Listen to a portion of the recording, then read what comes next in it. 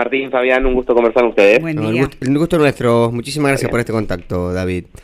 Bueno, yo lo decía en la introducción, obviamente de manera bastante resumida, este informe que han preparado donde hacen la comparación entre productos de Argentina y Brasil, algunos más caros en Argentina y otros más caros en Brasil, ¿no? Puntualmente, primero vamos al principio de la cuestión. ¿Cómo surge este análisis? ¿De qué pregunta buscaban responder?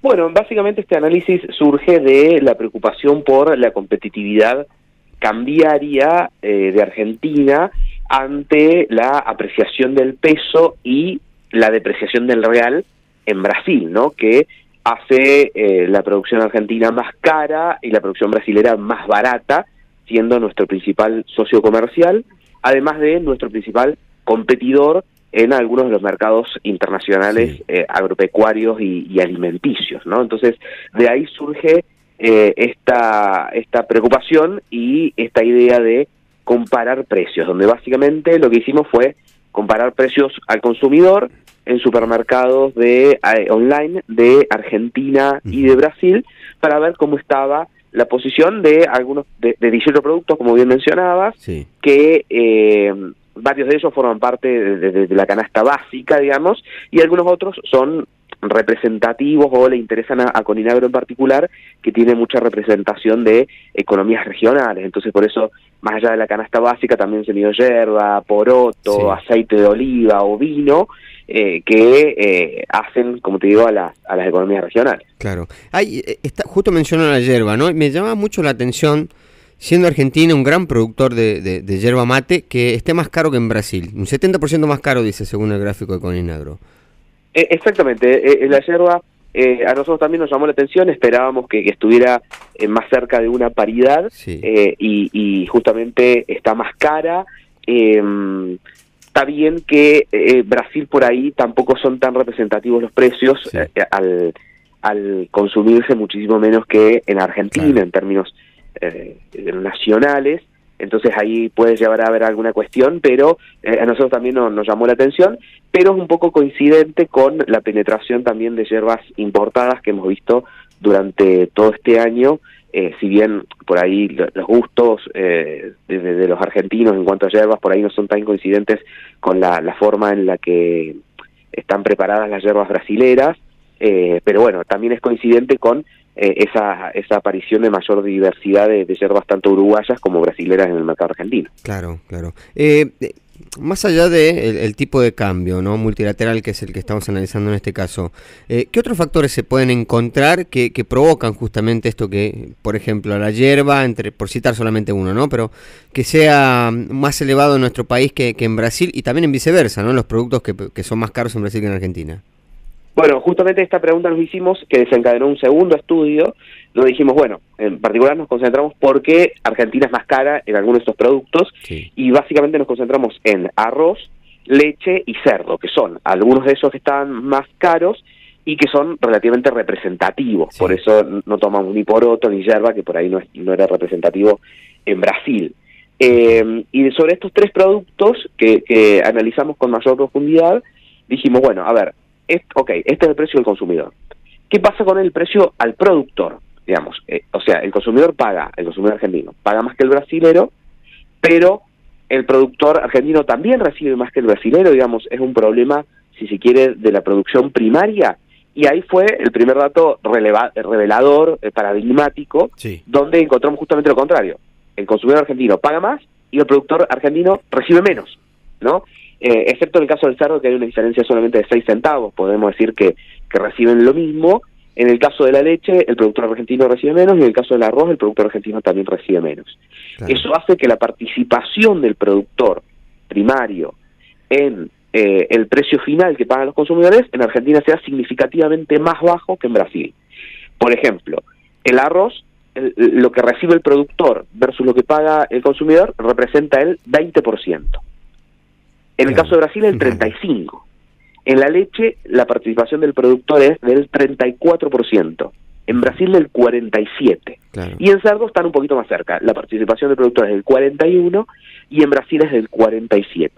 Entonces, ahí una primera conclusión fue, Bueno, el problema o la razón de por qué es más caro en Argentina que en Brasil está de la tranquera hacia afuera, de nuevo, más allá de la cuestión cambiaria, que hoy está jugando un papel muy relevante en esta relación. ¿Sabe, David? Me parece que es un dato clave para empezar a entender cómo funciona, sobre todo en la economía argentina. Me tocaba analizar el otro día con la gente de CAME, el informe que publican ellos también, que miden justamente cómo se encarece desde el campo hacia la góndola, ¿no? Y más o menos en promedio 3,6 veces más aumentaba el precio de los productos que ellos medían. Hay algo ahí en el medio, en esa cadena de valor, que es el que hace que pegue este salto, ¿no? Es cuestión de empezar a identificarlo, ¿no? Tendrás cuestiones impositivas, cuestiones de, qué sé yo, demasiados intermediarios en el medio antes de llegar a la góndola. Sí, a ver, hay cuestiones de costos, tanto de la industria como del comercio, hay cuestiones de márgenes y también hay cuestiones impositivas, ¿no? Por eso, digamos, y antes de meternos en la impositiva, que en particular es una de las que medimos, justamente este tipo de análisis, si querés, complementa el tipo de análisis que hace CAME. Bueno, CAME dice, esta es la distancia entre el productor y el consumidor, que en el caso de lo que estamos diciendo acá de leche es 3, del cerdo es 2,5, en el arroz es 5, ¿no? Esa distancia que justamente mide CAME en el IPO. Y esto un poco complementa a decir, bueno, ¿cómo es esa distancia en Brasil? ¿No? Para saber si es una cuestión lógica de la cadena en cualquier país del mundo, o por lo menos en un país similar como Brasil, o es una cuestión, una problemática particular de Argentina. Claro, es interesante. Recién mencionábamos la carga tributaria. ¿Es muy diferente lo que se paga en Brasil con respecto a lo que se paga en Argentina? Mira, bueno, Brasil justo ahora está cambiando, digamos, porque por lo que tanto acá, yo te voy a contar la foto vieja.